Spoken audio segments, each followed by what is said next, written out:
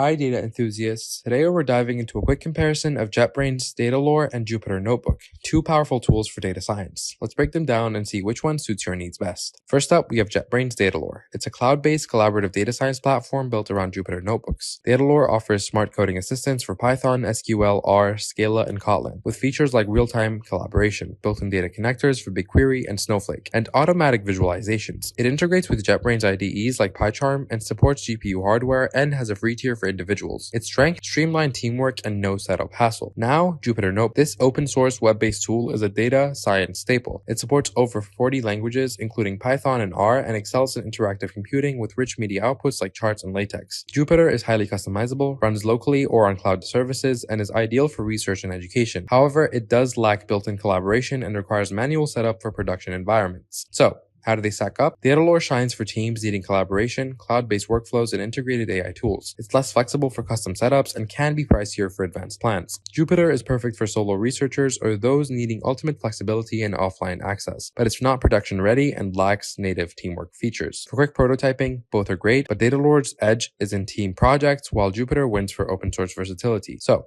which is better? It depends. Choose Datalore for collaborative, cloud-based data science, or pick Jupyter for flexible, research-driven work. Check out the comparison chart below and let us know your favorite in the comments. Don't forget to like, share, and subscribe if you enjoyed this video, and I'll see you in the next video.